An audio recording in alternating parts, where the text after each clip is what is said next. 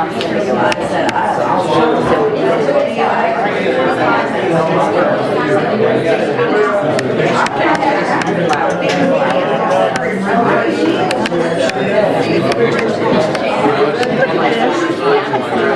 saw that.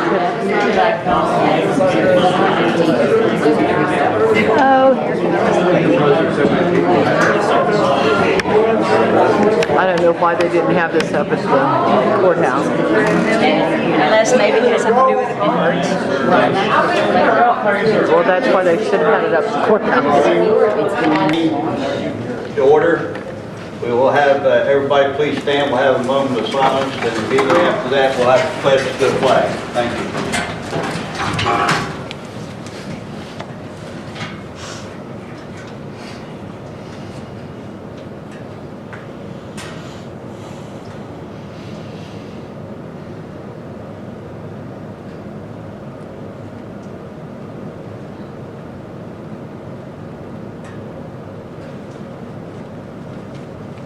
Amen. I pledge allegiance to the flag of the United States of America and to the republic for which it stands, one nation, under God, indivisible, with liberty and justice for all. You may be seated.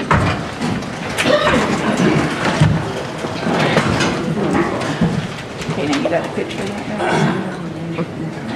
We will have no public comment tonight at this meeting. We will have the board members from each organization stand and introduce themselves, and we will take questions from the board members only. I want to introduce Mr. Rick Rock from Harrison County, Executive Director, and Steve McIntyre. They have offered their services here to try to guide us through something and make everybody in this county pleased, and we'll try to keep the meeting as orderly as possible. If board members from the Ambulance Authority would stand and introduce yourself, please. I'm Ed Johnston, Ambulance Authority. We live up in New Milton community. I'm Chris Arnold, the treasurer of the Ambulance Authority, and I live in Central Station. Misty Smar, the Ambulance Authority from West Union, treasurer, or secretary, I'm sorry. Jordan, Jerry, I lived out at Greenwood, and I was Ambulance Authority. Members from the Doddridge County Emergency Squad. Alt Morrison, Vice President, lives in West Union area. Mike Hamilton, I'm the president of the Doddridge County EMS. Phyllis Posey, personnel director. Jack Calhoun, Rock Run, board member.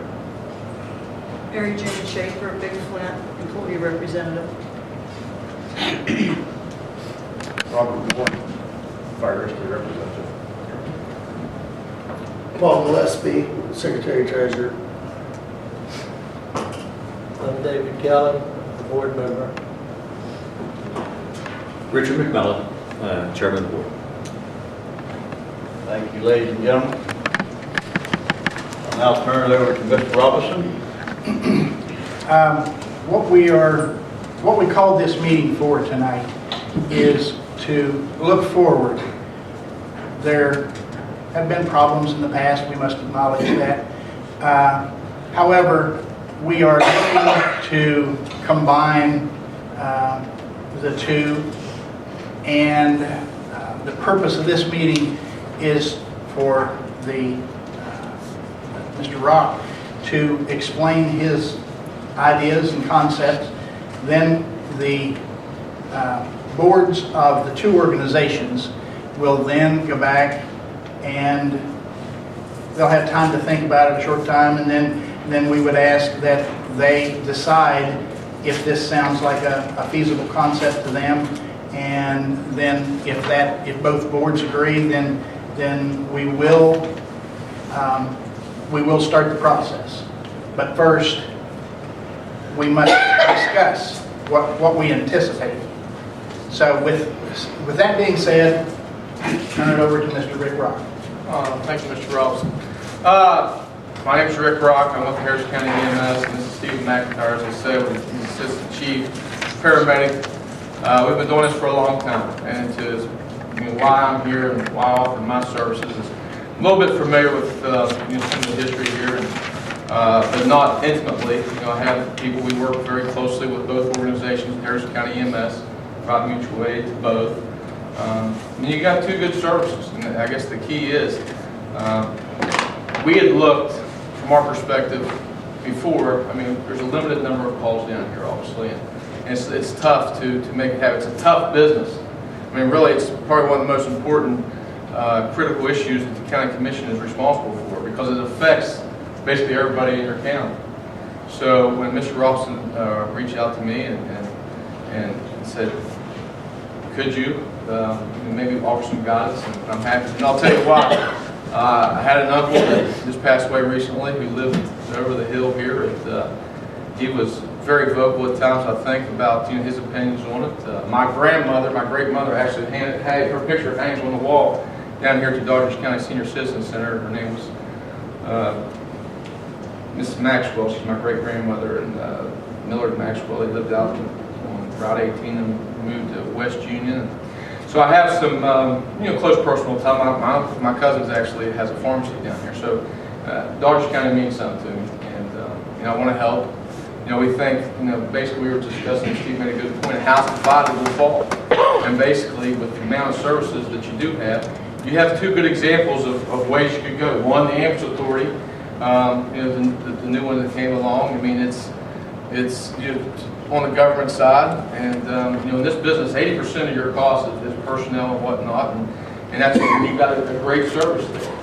And I understand it's just, in the long term, is it sustainable? I don't have all the answers right now. What I'm here to do is try to help you figure out what the answers are. Our system, basically the model, is basically like the Doddridge County EMS, and it's worked very well. I'll let you know that when I started this business, and Ms. Posey can attest to that, we were in a similar situation, if not worse. The keys are you got to, kind of get back to the basics and keep it simple and make sure that everybody's on the same page, which is if somebody needs an ambulance, they get it. And why we've been successful over the last 14 years is basically that's what our focus is.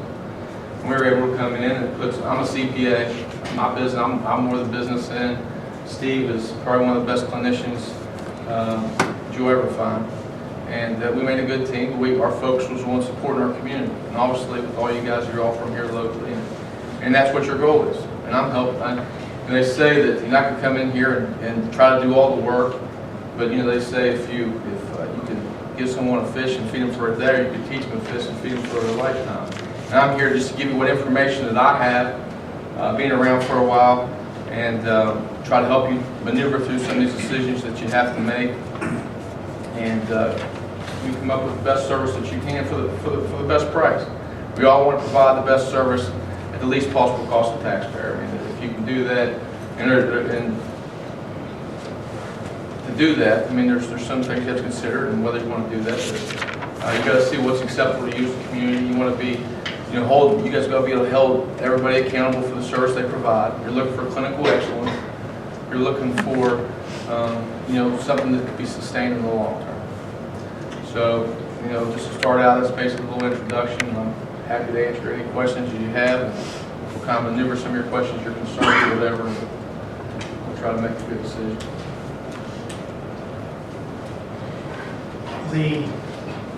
The concept as when I first spoke with Mr. Rock, my idea, and I think these are the exact words I used, a hybrid organization. He indicated that probably the most feasible was to create a new organization, and then each organization would contribute to this new organization.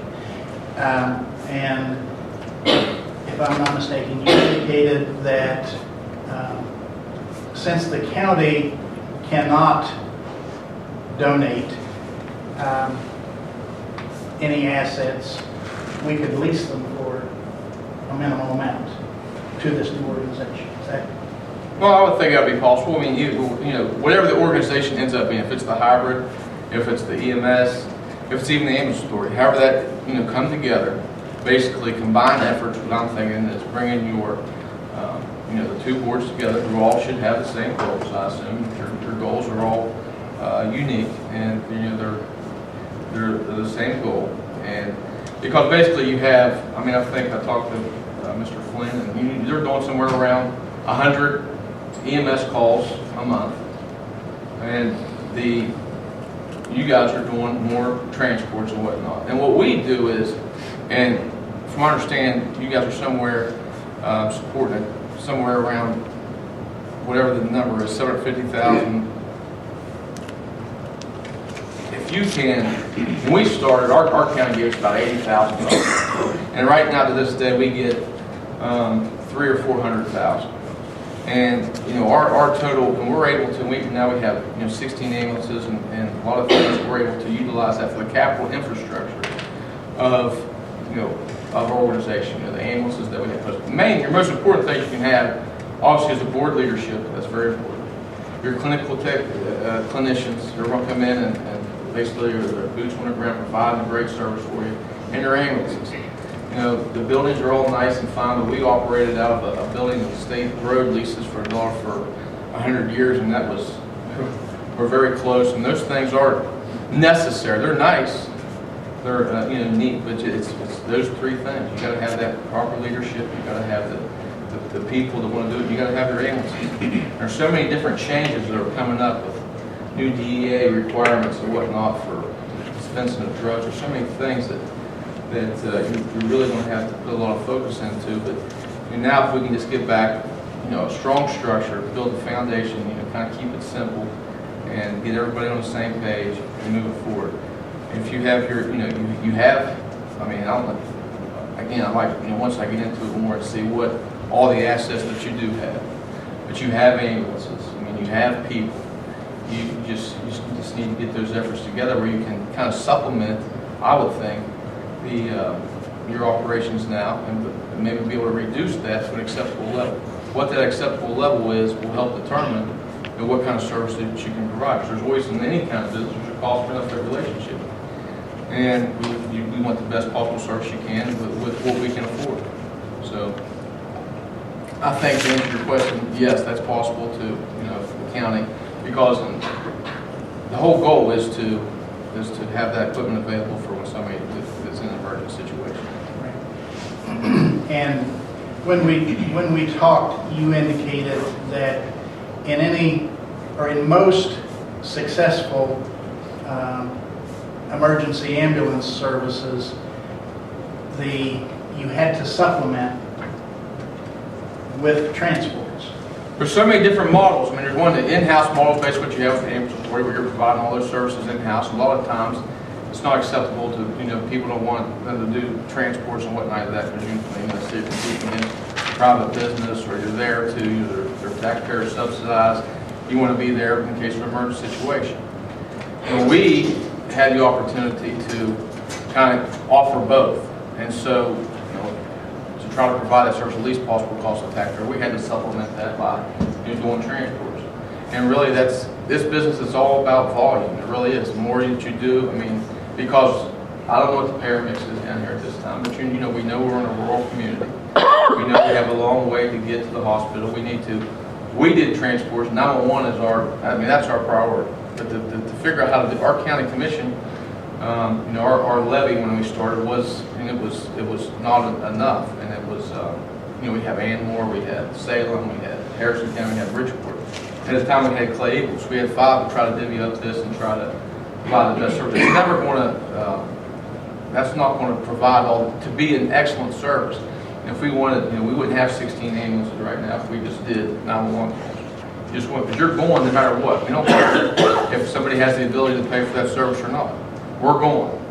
So to be able to be ready in the event of a 9/11 happens, or down here with your oil and gas, and some of the accidents that we've seen down here, to be able to be prepared for anything, kind of have to have an ability to build your service up. You know, with us, we wouldn't go below 2 ambulances in the county to do transports. I mean, 911 is always our priority, but we were able to, while our guys were there, go out and work and provide an income stream to purchase the assets we need, the technologies that we went through, you know, all the equipment, because believe me, it's a challenging industry. There hasn't been a Medicare increase since 2002. The cost of the reimbursements are more than what you get paid to do the service. And with that being said, you really have to go out, or you can continue to subsidize at the large value, which is, you know, there's nothing. I would love for my county to say, here, we're going to give you that amount of money to all, because believe me, it'd be nice to sit there and make our jobs a lot easier, but in reality, you know, we decided it was best for us to go out there and try to drum up the business. And, you know, we have the county, you know, United Hospital Center, where we're able to do a lot of work for them. It creates an opportunity for us to just have that revenue stream to try to grow our business. So I think that's one way. You know, there's counties out there that have $5 and $6 million levies that are supported by it, you know, and I mean, we know that there's just not enough people really in this, where we're at either, to support that kind of service, or, you know, costs keep going up for everyone. So, you know, that's just the ability to go out there and work and create additional revenue. So to me, I mean, that's what works for us. You know, we have a model that has been imitated, and people, you know, it works, and it's worked for us for a long time, and we're able to have some success with it.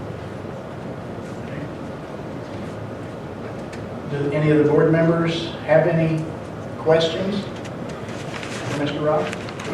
You operate on a private, nonprofit Yes, sir. basis. Yes, sir.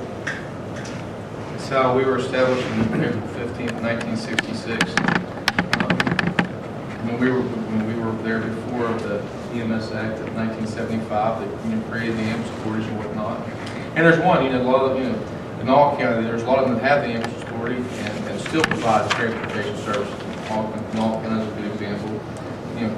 Capital counties, there's multiple examples of both type of systems out there, but the whole key for me is you have to be able to produce the volume of runs. They're able to support the ones that, the no payers, because EMS always said private pay is a no pay. I mean, we understand that's healthcare. You just got to go out there and try to so you can provide that service no matter what time of the day or night somebody needs it. Looking at it, I would say that you probably need 2 ambulances and down here. I mean that's probably except if you're just running 911. And right now you have 2 services. So if we could be able to provide those 2 ambulances, supplement that with basically combine both philosophies, I think you have the ability to create a good situation. Me looking from the outside in, I would think that would make a lot of sense. In your professional opinion, do you think that having one county emergency service system under one director and one board would be more effective and more efficient than having 2 separate organizations? In a perfect world, absolutely. Just because in competition in EMS is not always a good thing. You think about competition, in most instances, drives prices down, but you're confusing the potential patient out there. They want to be able to know that they can call one person. They don't want to waste any time. This time is so critical. And the whole reality is there's a very small labor force available in this industry, and basically you're dividing, and to be able to have them all that one pool together, and that's your biggest asset is the people that you have on the ground. There's no doubt about it. And being in a rural, how many you're producing, how many of the providers out there are actually from Douglas County. I know for us for a long time, there wasn't a lot in Harrison County. We were like we were the JV when I started. Everybody would, they'd come and get their initial experience from me, and they would go to other bigger agencies. And it makes it really tough to do, because to really be, successful, in my opinion, you got to pride of wanting to take care of your own community, that passion that you need, because, these guys, it's can at times be a very thankless, job, because, they're going with people, they're in a bad situation, and, it can be very stressful. It's nice if you're able to produce those within your county, and if you have the ability to bring them in, to be able to do that, you have to pay competitive wages and whatnot. And I understand that you guys are doing that, and that's great. But if you can combine all your forces together under, effective leadership, with clear direction, something that everybody can take great pride in, you're going to really increase your chances of being successful. So you think a reasonable approach would be for the Ambulance Authority Board of Directors to meet and discuss and see if they think that one organization for the county would be something we want to consider, and the EMS Board of Directors meet, and then if both boards agree that that would be a good result we might want to work toward, then go ahead and proceed from that point. Yeah, I think that, there's some steps you need to look at when making those decisions, but also that's a big decision.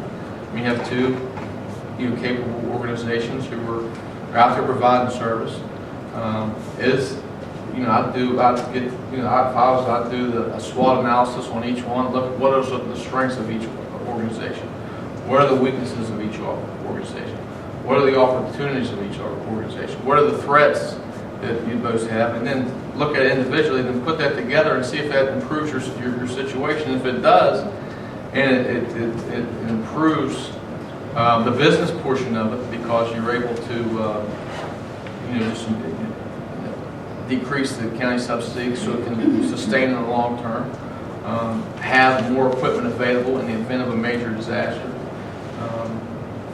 attract more people, training opportunities, and all these different things that could come by combining resources, where you're not operating on shoestring budgets or whatever. Again, I'm not intimately involved with all the numbers portion of it, but if you can able to do that, and that's why NAS will tell you a lot of things, and there's some other cost-benefit approaches you can look at. And if it makes sense to you, from the outside looking in, to me, that seems like it would make a lot of sense. But what do we want to do? Again, right now, I don't know every answer to the questions that you have, what's the best approach. I think that once I know all the information, I'll be able to give you those answers. I think that, again, we're both pretty busy guys, but, again, I'm not going to be able to do the work for you. You guys have to have the team in place, people that care about it, people that have the knowledge, the people that want to see it succeed. And we will help you make those tough decisions, because there is tough decisions. Again, it's a tough business regardless, let alone when you have this, history of what you have. And believe me, I've had these kind of disagreements with people in my county a lot, because when you're in this business, you do take pride in what you do. You do want to be the best. You do want to provide the best service. You are passionate about it, and sometimes you have these disagreements. It happens. You just got to get by them by focusing on what's best for the patient that you serve. What is, if you come together and create a mission statement that makes sense to both of you, you have a vision that outlines your what you're trying to accomplish. Get the best people available. Have a good board that's involved, that wants to see it succeed. If you're able to do that and come together and agree, because you all, I know, you're all from here, and that the board, you want to see that happen. And believe me, that's important that you're here tonight. You guys have worked hard to get to this point where you're both operational, you're both providing service. If you combine efforts, come together and looking for solutions together. You really, I think you could be as good as you can be. That's all you can be, is try to reach your full potential. opportunity to do that, working together. I had a question. Yes, sir. What other information do you need from those organizations? Well, I think that it's important to, obviously, for me, I'm always the guy that focuses on the business end portion of it, because obviously you have to have a solid structure, and there's so many things, what standard operating procedures, and obviously it affects the bylaws, it meets the needs of a modern organization. What kind of assets are currently available, and basically get back to the basics and keeping it simple, and knowing, how, again, run call, what's a run totals, what are the opportunities out there, and make sure that your billing practice, I don't know if you're outsourcing your billing on both sides. And we did that when we first started, and to me, that's something that, your blood supply, you really want, that's something you have to control, because that's the lifeline of your entire organization. And from my experience, this has been a long time ago, that nobody cares about how well you're billing except for you. Nobody's going to be more concerned about the money you're bringing in than you do internally. You got to be, follow up. You just got to be on that. And it's got to be something that the whole team's involved with. Your clinicians, your billing people, just to look and see how effective that has come. Are you leaving, revenue on the table that could be utilized to support your business? So you don't use an outside billing organization? No. And again, the reason I've done it is because that's something that I just feel like I have to have my thumb. And it's just something, because it's any kind of delay that you have in that, and obviously that causes a big issue, because, Phyllis and Steve will tell you that if we had 30 people, the first 24 people would be trying to get to the bank first. And that's the things you face if somebody else is responsible for bringing in basically your lifeline of your organization. So again, I don't know if you got to have personnel in place. It's something that's very involved. Again, but that's what we can be there for, to see how effective your current outside billing sources are. Are they effectively following up on your billing you have?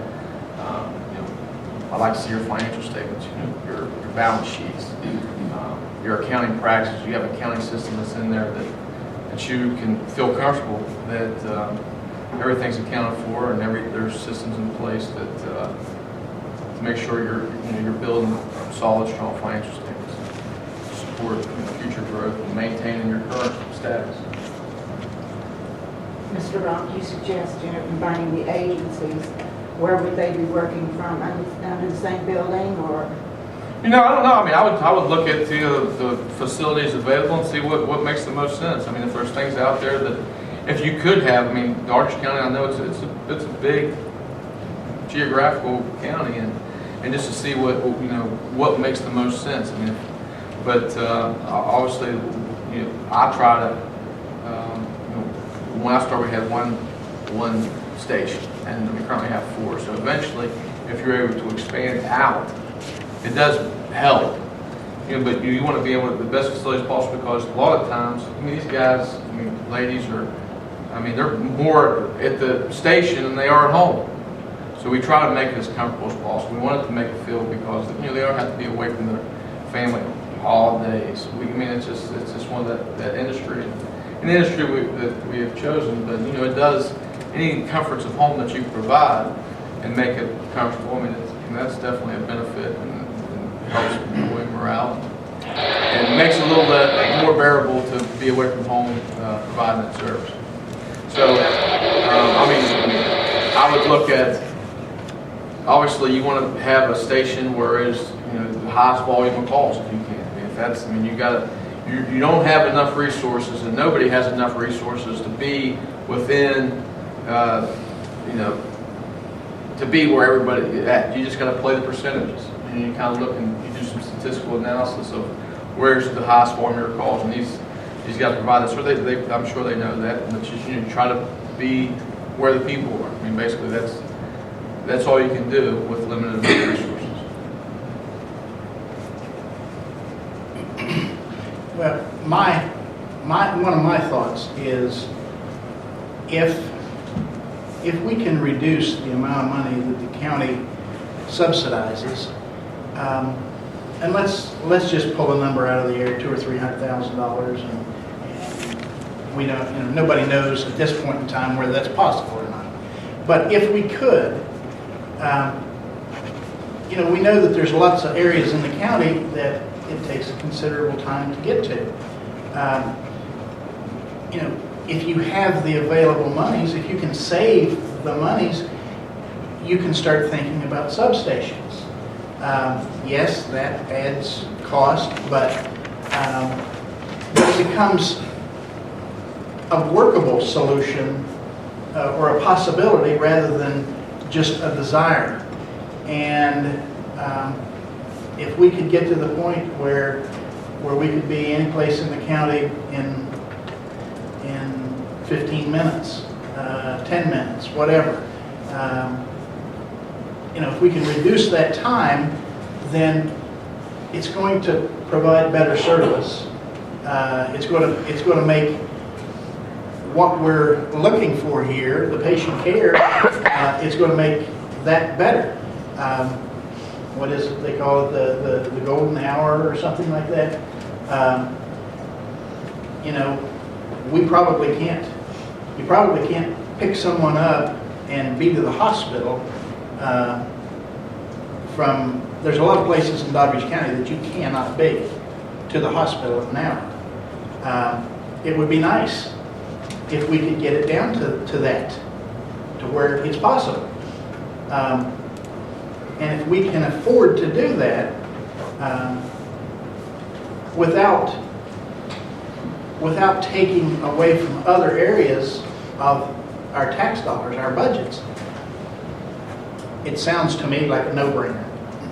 But we have to determine whether this is possible, and it's not going to be an overnight process. It's not going to be probably a 6-month process.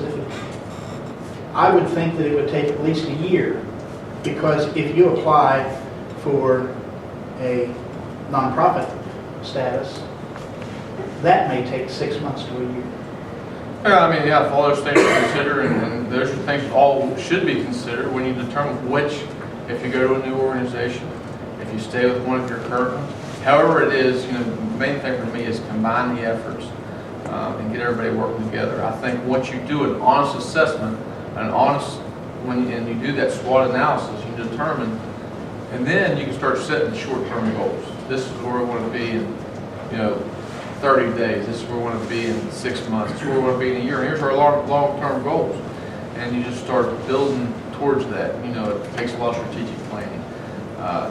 It's just really getting everybody on the same board. And just once you start focusing, building that roadmap to where you want to go,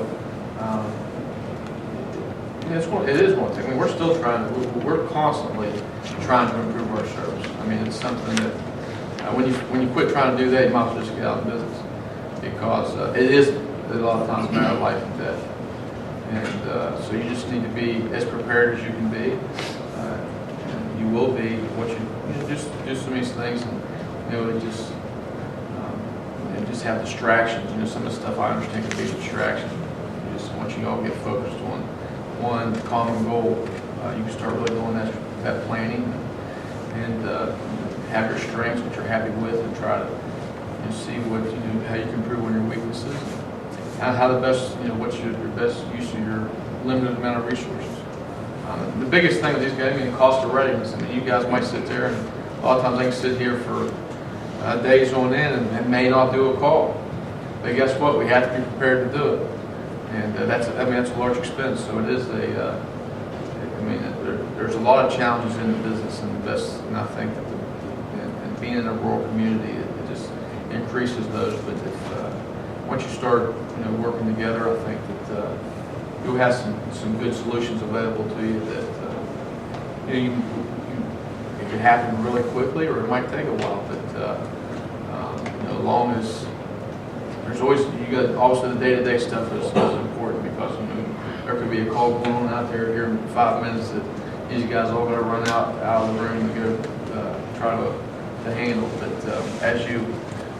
but there's always gotta be that planning part on a daily basis that says, here's where we want to be. Here's the steps we have to take. And I think you have a good team to help you get there. And again, we will help you make those decisions. Be able to call us and ask us questions. And I'm here to share my knowledge, as limited as it may be.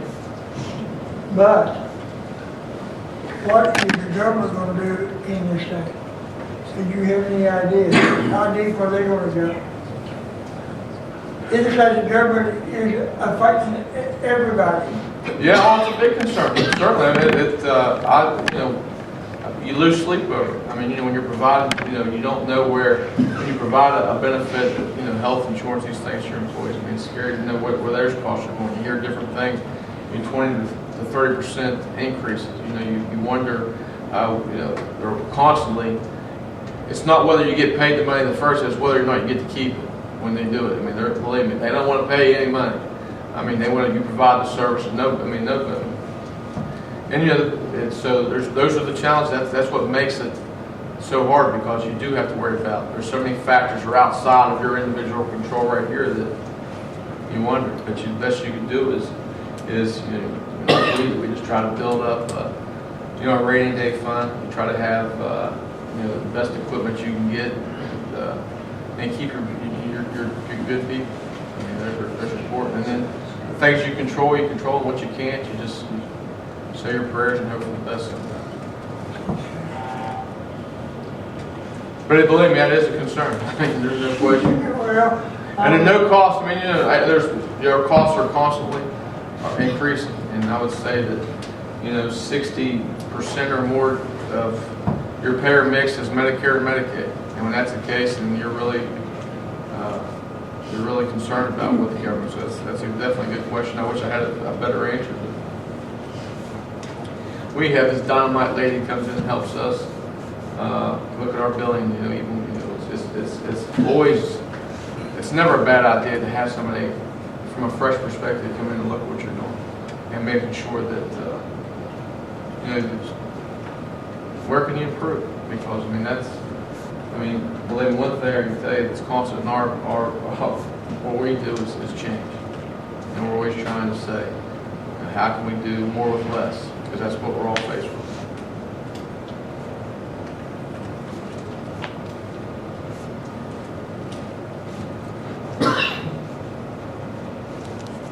Any other questions or comments?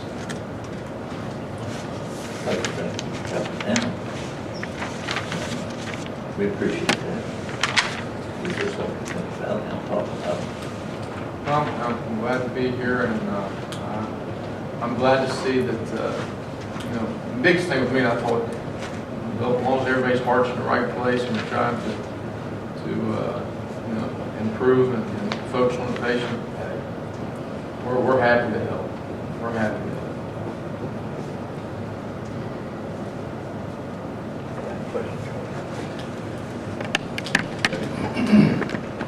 I don't have any questions. I just want to reiterate that the purpose of this meeting is to explain and to the boards of directors of both organizations that what we are desiring to do.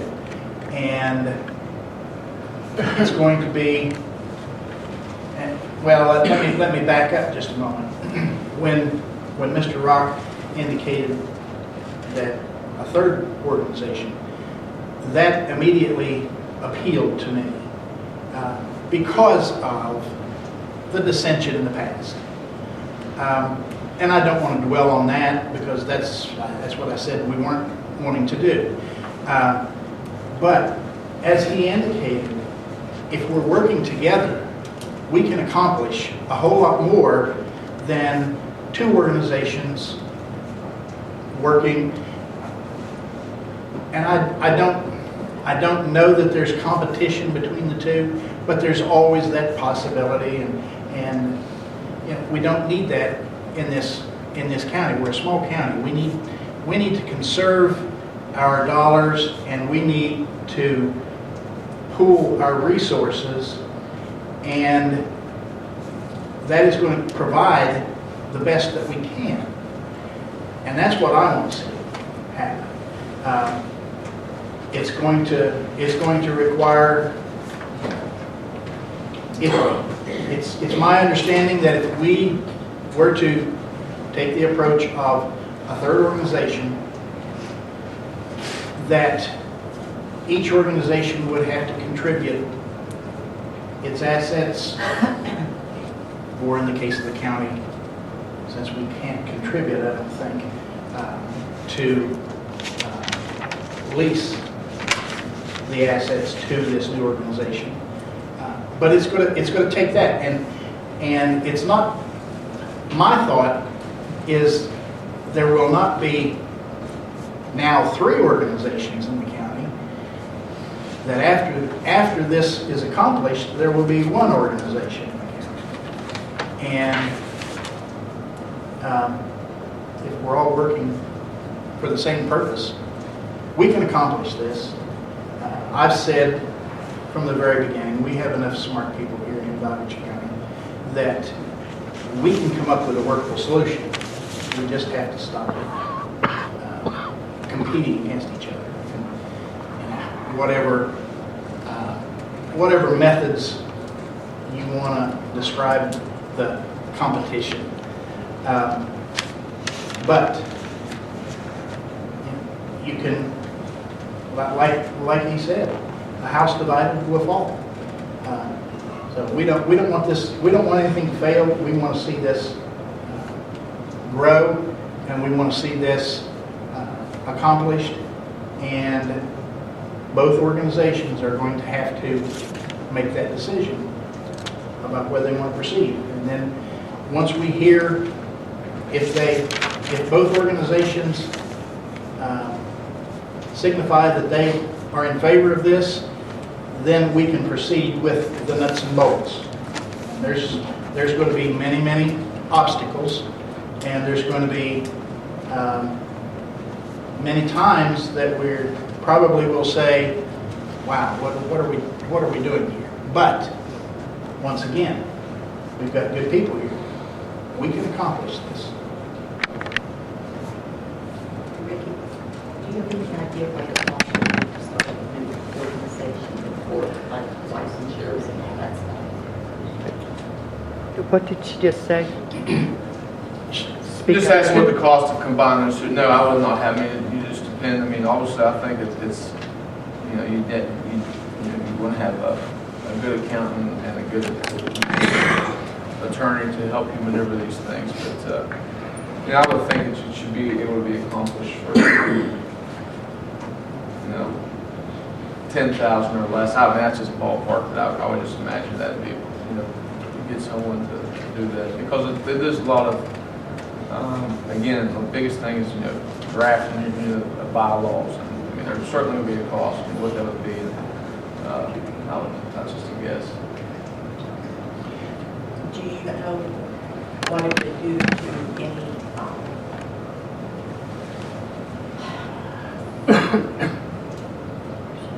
like we have a contract with billing companies or whatever, if we would disband before that contract, you know what that would do? I think all those things, you know, and going forward, you need to decide, look at those, you know, kind of inventory, all those things, and you know, relationships are dissolved, you know, every day. You just got to look at, you know, without seeing the individual contracts and whatnot.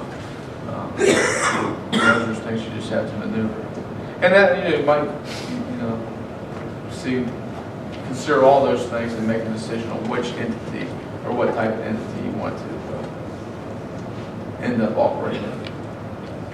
There's those cost benefits, decisions that you have to, there's the tough decisions you have to make. And, you know, when it's all said and done, you got to say, is the cost worth the benefit? If not, you get back to the drawing board and see what's options. Always have a contingency plan.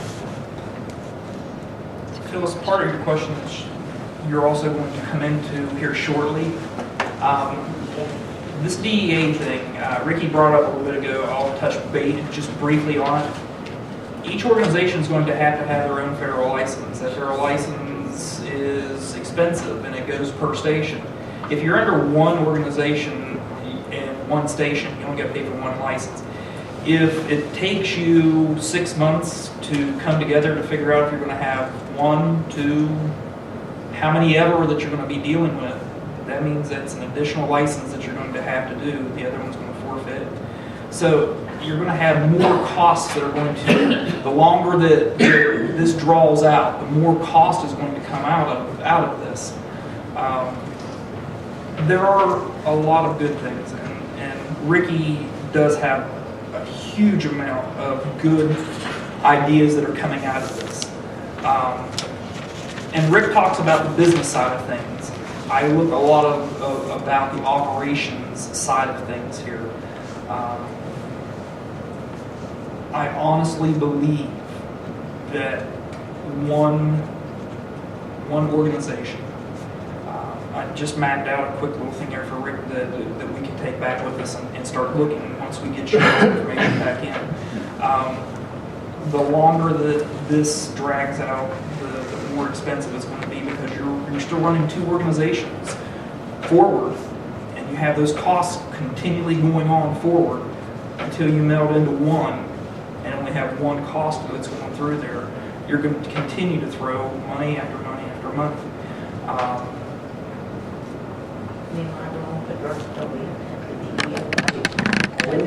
That DEA license is coming forward in January, and it may. We just found out about this last week. The DEA agent that is in charge of West Virginia just got transferred. So everything that we've been working towards with this DEA license may change, because this ruling is interpreted by each individual DEA agent. And the new agent that's coming in isn't even in the United States yet. She's still in Hong Kong, being transferred in. So everything that we've done so far, all of these January 1 dates, we're going to let you all, we're not going to be very lenient until then, may very well change to when she comes in. She may put her foot down and say, it will happen in a week, this is what needs to go, and I'm going to start fining. Fines are going to become expensive, and fines are what will tear organizations, and this is a smaller organization. The 2 together are still going to be a smaller organization. Fines from the DEA, $10,000 infraction. Each infraction, and that a signature line is an infraction. You keep adding to there. I'm worried to death about it in my county. I can only imagine what it would be like in Doddridge County to have 2 different organizations and the county commission basically over top of both of those organizations, and if somebody does something wrong, that's a hit each and every time that it comes towards there. I would much rather have a single organization that I've got to deal with members of all parties involved, so that way everybody has a say in it, everybody is doing for their community. That's up to your board members. That's up to the EMS's board members and the ambulance authority's board members to have that vision for the future, that 2 agencies cannot compete in this county without both failing. And one's keeping their head above water, one of them is barely treading water, and one little thing can cause the whole boat to capsize and nobody's treading water.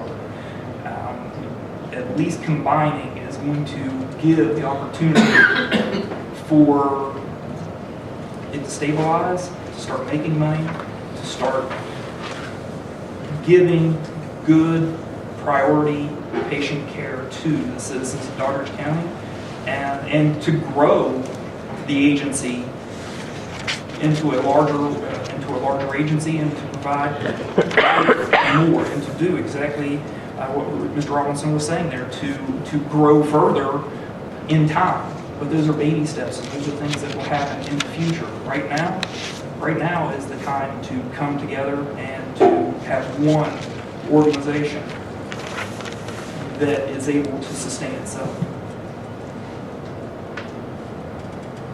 And those are words from the president of the state EMS advisory council. So,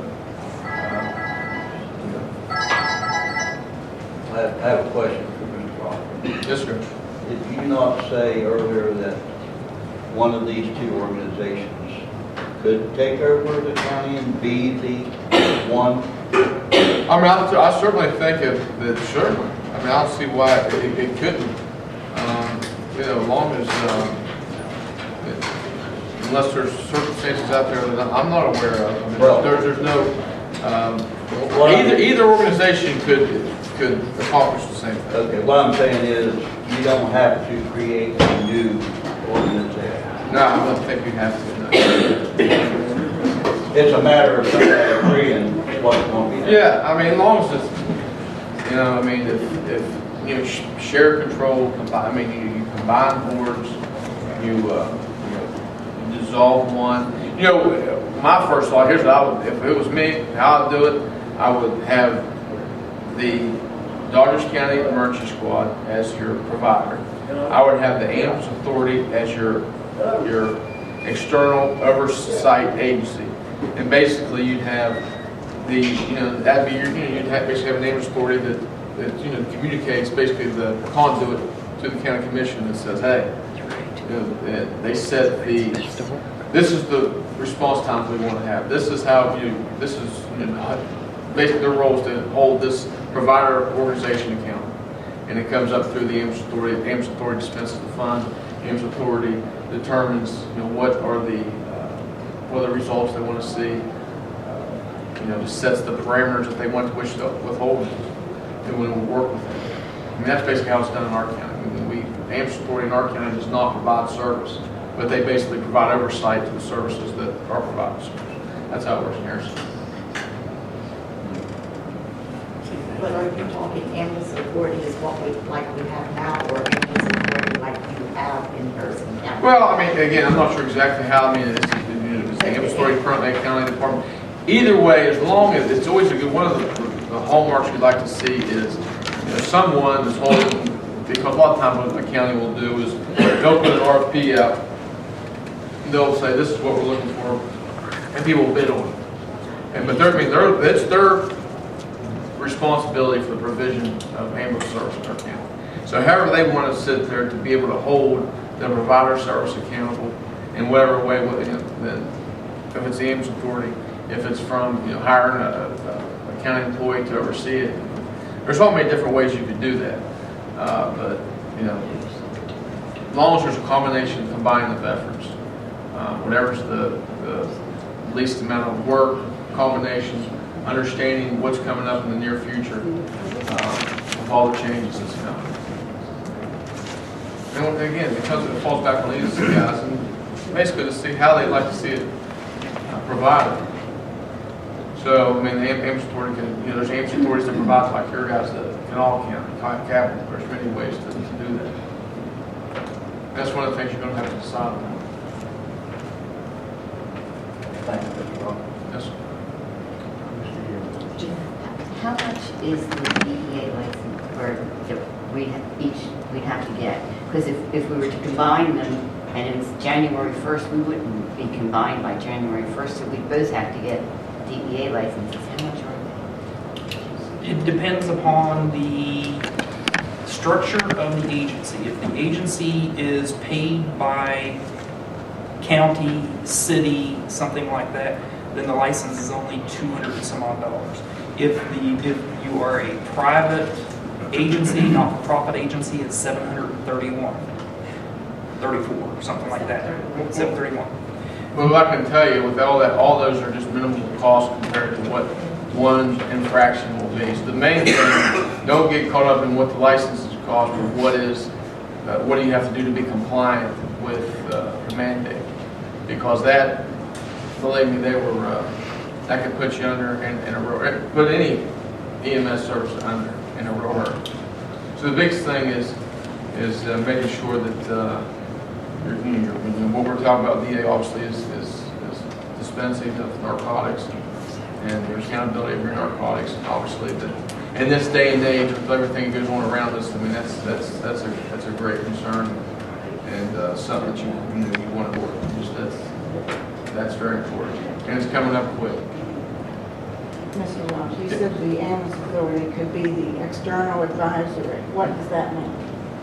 Well, if again, in the sense that I meant it is, you have basically under the Emergency Service Act of 1975. If you look at some of those things, an AMS authority, say that you had, you have all these guys that represent all kinds of the county, and they sit there and they set provisions based on, we like to look at response times. What's a reliable response time? Obviously that you can hit 90% of the time. And you set that, and you say here, if we're going to say that there is some subsidy left that's going towards the new organization or core organization, they basically, they kind of act as a conduit to pay that subsidy out, or to set policy. How do you say this is what we're trying to accomplish in Doddridge County, and they set the policy and they set the standards for which this provider agency would operate under. So basically, they're just they're kind of holding the providing service accountable. So I mean, really, you can accomplish that with two. Generally, that might be, but the AMS authority is basically the county commissions. So I'm sure all three of you are going to be sitting on the board, if any of you are going to sit on it. It's just your way to provide oversight for the provision which you're responsible for. The AMS authority would provide services then? No, I mean, I would say that, it's almost they look to just to have that oversight committee that basically makes sure that the wishes of the county commission and the taxpayers of the county are carried out. Basically, that's what the ambulance authority, their role would be. They wouldn't necessarily be having an ambulance and providing service. They would be setting policy and benchmarks that they would like to see achieved.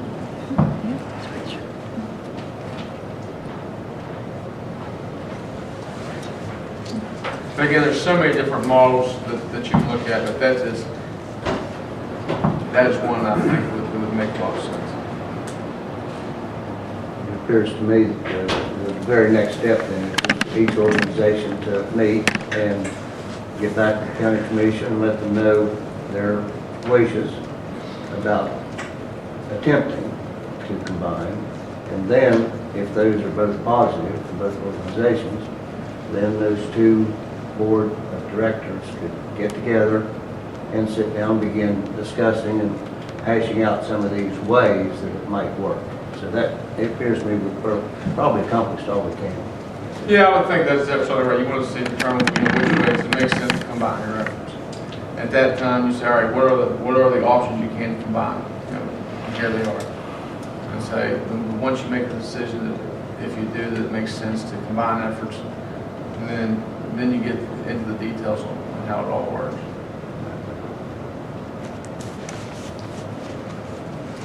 Anybody else got any questions, Mr. Rock? Have you applied for your DEA license? Yes, ma'am. Are you? It's the paperwork. If you miss a check on the paperwork, is when you get the fine, right?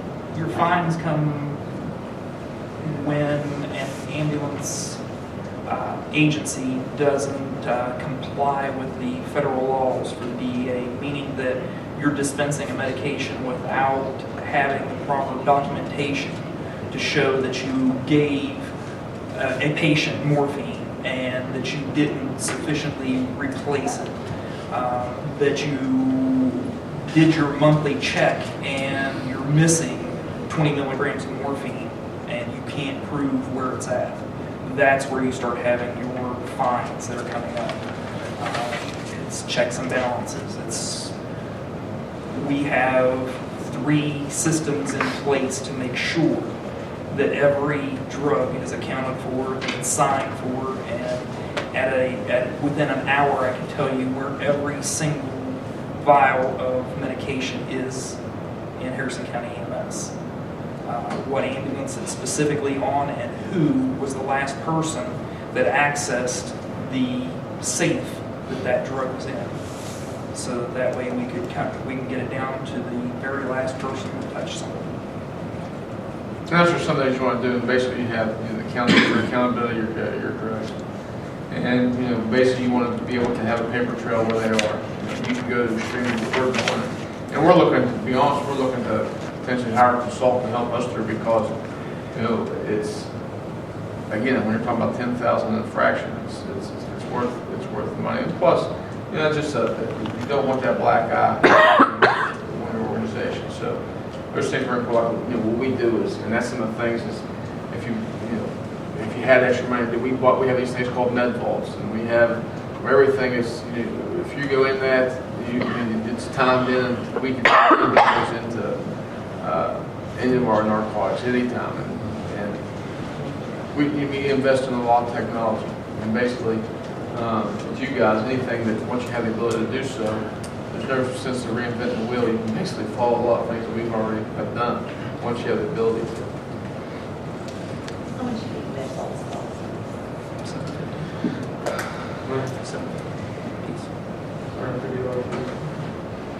And it's a little safe, just tracking in and out. How much does it cost one? $750 Each. Yeah. And we have, one for each ambulance, but again, the peace of mind that goes along with it is, it's worth every penny. There's so many things we've done. When we track our speed alerts, when we have, operative IQ, we have inventory tracking systems, we just try to use it because, we just try to work smarter, not harder. That's what we try to do. We have some techie guys that they just, look and they try to figure out what would help us improve. Do you keep any, I'm sorry. No, go ahead. Do you keep any of the drugs in station, or are they all in the truck? They're on the truck, and we're looking actually into vending machines. We're looking at things that, we're, again, more attractability of basically vending machines that dispense, your narcotics. We do have a central supply where we have under lock and key, and we use passcodes and whatnot. And we do everything we can to keep everything under lock and key accountable. So there's no decrease the chance of anything. Nothing's 100% foolproof, but you just try to increase your chances of being able to keep everything accountable the best you can.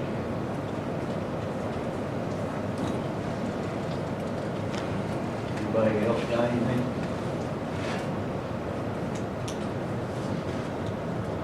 If not, I want to thank these two gentlemen. The commission wants to thank you for coming down and spending your time with us. Giving us all your information is very helpful to us, very helpful.